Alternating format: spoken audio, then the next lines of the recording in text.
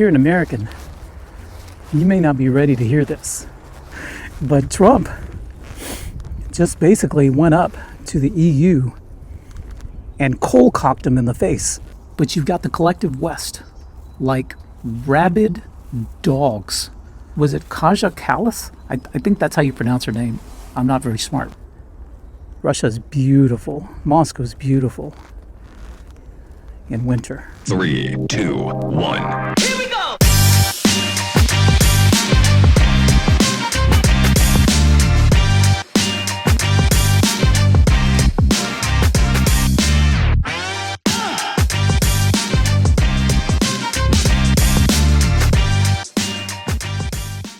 Hello my friends, and welcome back to the channel. If you're new here, my name is Eddie. I am a native Texan and photographer who now lives in Moscow, Russia. And today I would like to talk to you guys about the geopolitical realignment of the United States with the global South, all at the direction of President Trump and his administration. And it scares the bejesus out of so many people. Could this be the sum of all our fears? Check it out. It's just a gorgeous, gorgeous day. Sunny day here in Moscow, Russia. Clear blue skies. Oh my gosh. It is gorgeous today. So I just had to come out and do a quick walk and talk because I haven't done one of these in quite a while. And we're going right over here to my favorite little forest park. And we do a little walk and maybe sit down a little bit and talk about the geopolitical realignment of the United States away from the West and toward the global South. Let's walk to the park.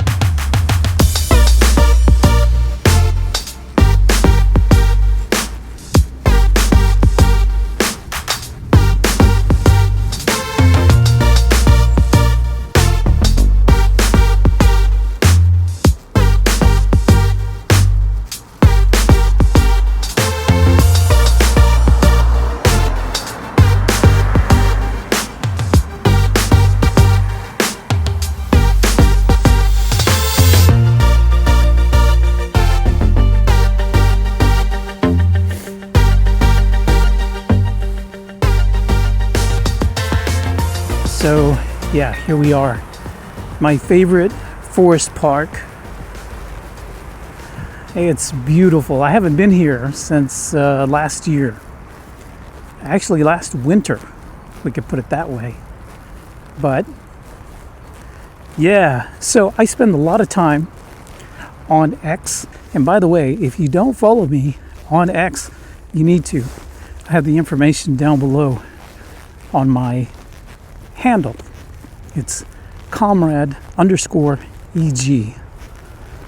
So I've been spending a lot of time on X, and while I see MAGA just going completely bonkers on Attorney General Pam Bondi and her, I don't know, some people call it refusal, some people call it slow walking, others call it a cover-up because she has not released the JFK files. She has not released the Epstein flight logs. And I laugh at it because to me, it's just a huge, huge distraction from the bigger picture, the bigger news of what's going on in the world. And if you don't know what's going on in the world, I'm about to tell you. If you're an American, you may not be ready to hear this. But ever since Trump came into office, of course he has an agenda. And if you haven't noticed, he is going full speed ahead with his agenda.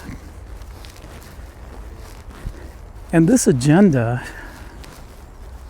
is drawing the United States ever closer, relationship-wise, with the Russian Federation. And it's driving a wedge with the collective West. Now, who is the collective West? Well, the collective West would be essentially European Union, the UK. We can throw in Australia, New Zealand. Let's just throw in Japan and South Korea, just for kicks. But that's essentially the collective West.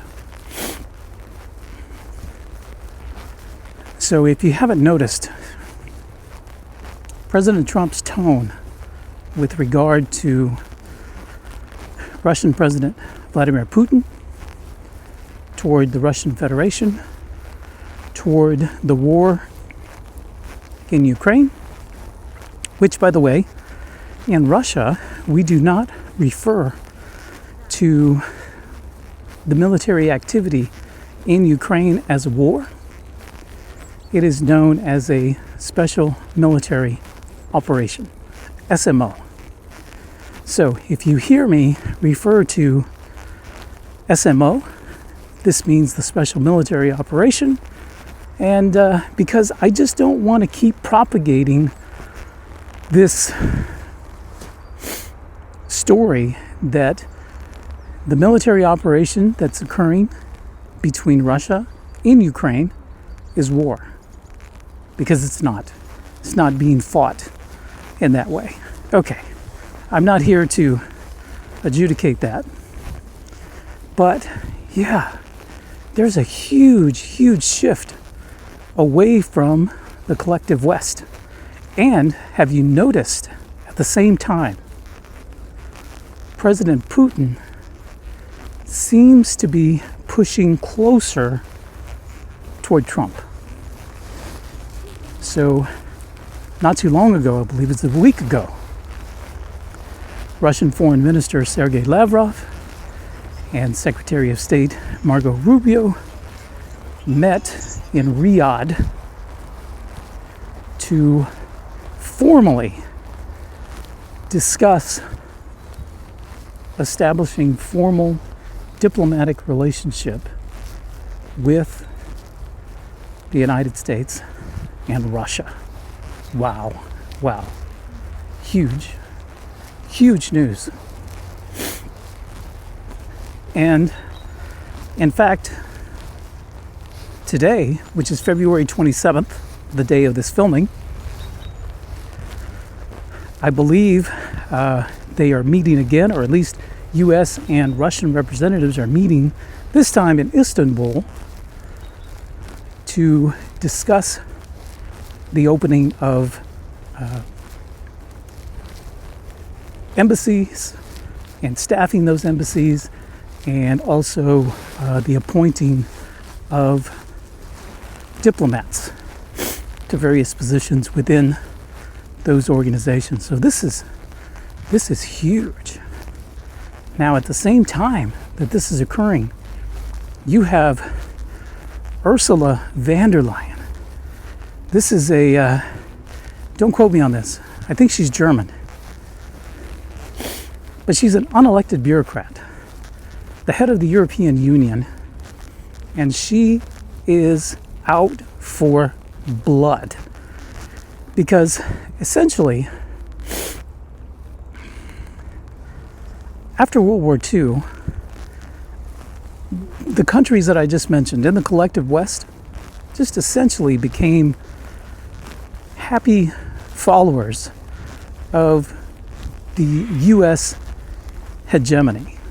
I mean, they supported it. They followed us. They bought into it, lock, stock, and barrel. And at the same time, they were paid quite handsomely. And then when the EU came into being, well, they just followed suit as well. So now that Trump is pulling away from the EU, and oh, check this out, I'll play the video here. But Trump just basically went up to the EU and cold-cocked them in the face. But I love the countries of Europe. I love all countries, frankly, all different. But the European Union's it was formed in order to screw the United States. I mean, look, let's be honest. The European Union was formed in order to screw the United States. That's the purpose of it. And they've done a good job of it, but now I'm president. What will happen if these countries where the EU retaliate? They can't. I mean, they can try. Way to go, Trump, man. Way to go.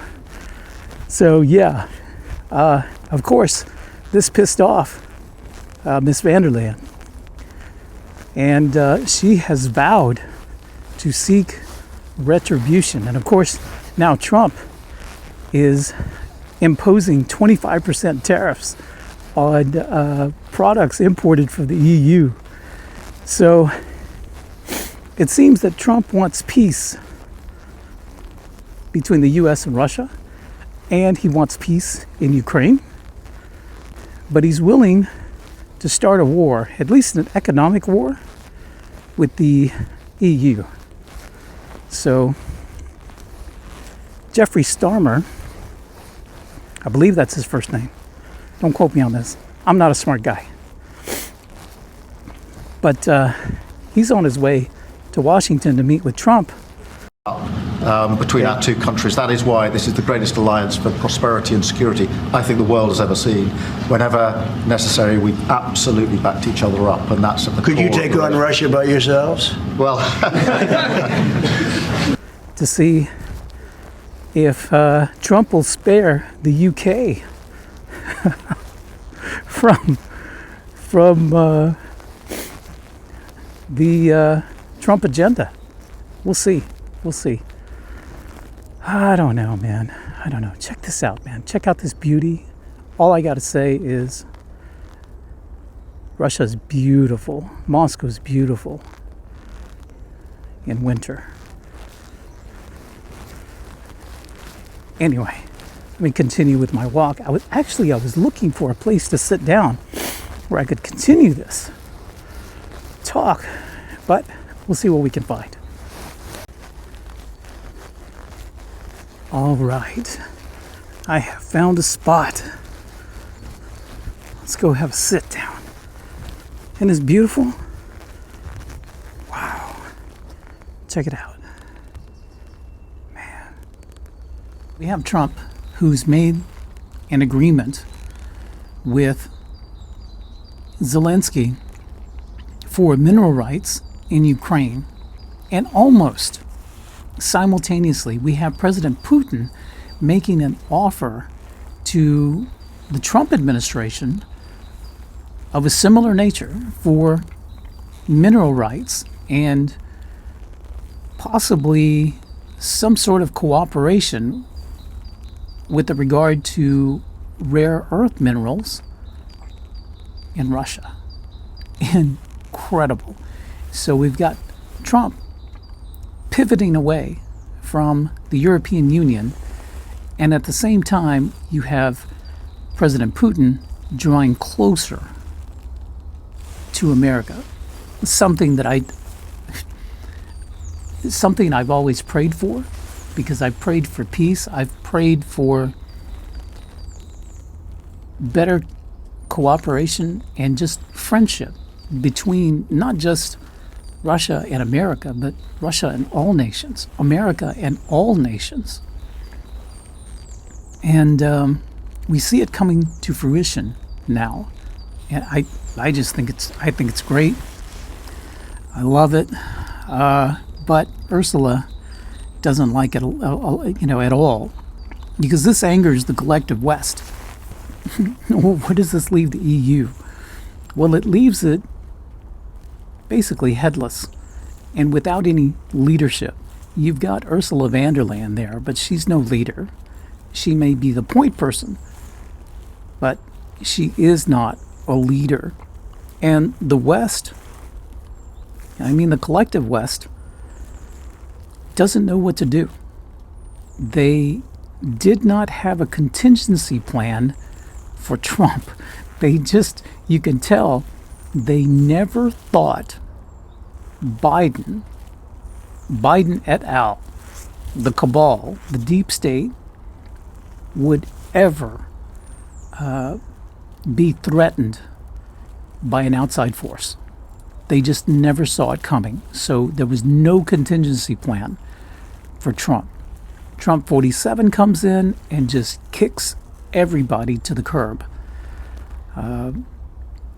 Basically, if you were not Team Trump, you're going to the curb. And that's what we see happening. Now, Ursula has made some really startling comments lately. She wants to pre-bunk speech, not debunk false narratives or false speech. She wants to pre-bunk speech. Sounds awfully like censoring free speech.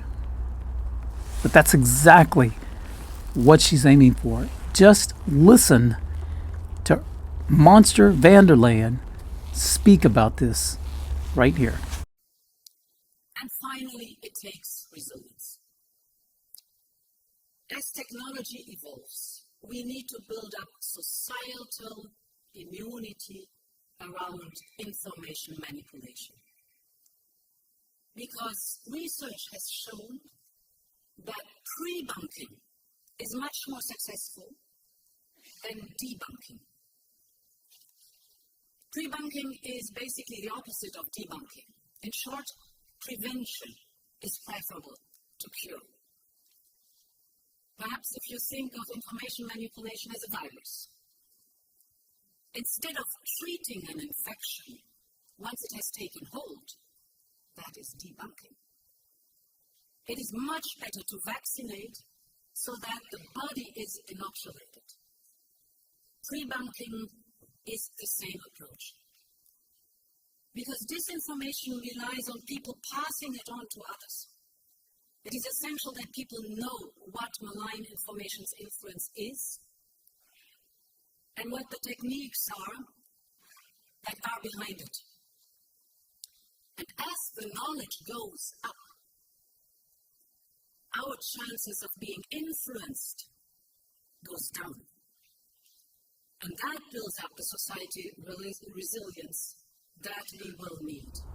So what do you think about Maleficent, Ursula von der Leyen, and her desire and her idea to pre-bunk speech in the EU? The EU is nothing but a woke virus. And virus brings up a very interesting point, and I'm just going to say this and kind of wrap up this video.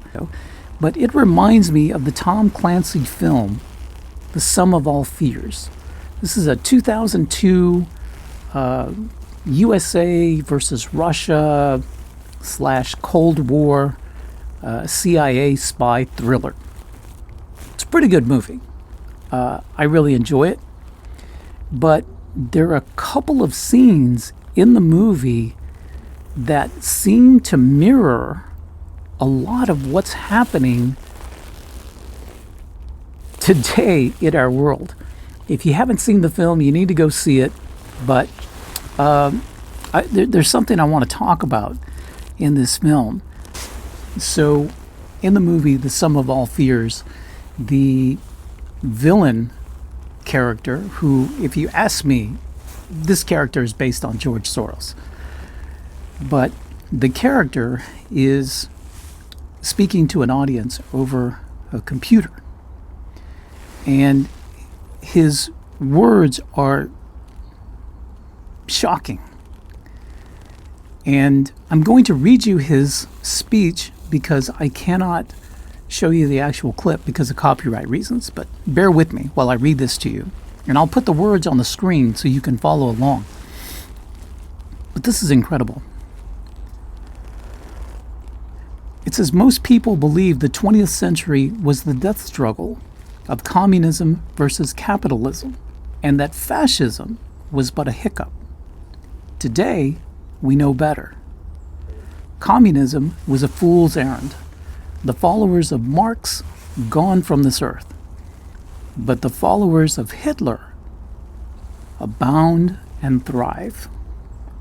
Hitler, however, had one great disadvantage. He lived in a time when fascism, like a virus, like the AIDS virus, needed a strong host in order to spread. Germany was that host. But strong as it was, Germany could not prevail. The world was too big. Fortunately, the world has changed. Global communications, cable TV, the internet. Today, the world is smaller, and a virus does not need a strong host in order to spread. This virus is airborne. Let no man call us crazy. They called Hitler crazy, but Hitler wasn't crazy. He was stupid. You don't fight Russia and America. You get Russia and America to fight each other and destroy each other. You don't fight America and Russia. You get America and Russia to fight each other and destroy each other. Yeah.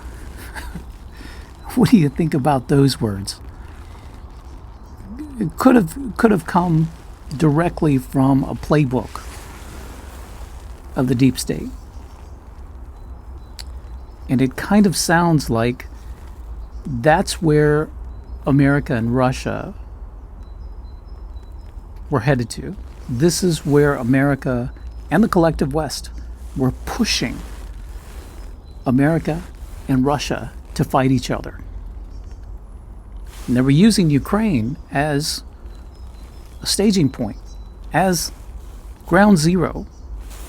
And they wanted to use Chernobyl and maybe a dirty bomb or something that would trigger, be like a flashpoint to a larger armed confrontation between American and Russian troops. And now you've got Trump, who wants to be a peacemaker. You've got Putin, who wants to be a peacemaker as well. But you've got the collective West, like rabid dogs, just ready to pounce and attack anyone who wants peace. Think of it. Think of it. The collective West, minus the USA, would rather fight a war. I heard, was it Kaja Kallas? I think that's how you pronounce her name. I'm not very smart, remember? But I think she even said that the only way to have peace is through war. Something to that effect. I'll see if I can find the actual quote. And I'm like, are you freaking kidding me? Wow. Wow.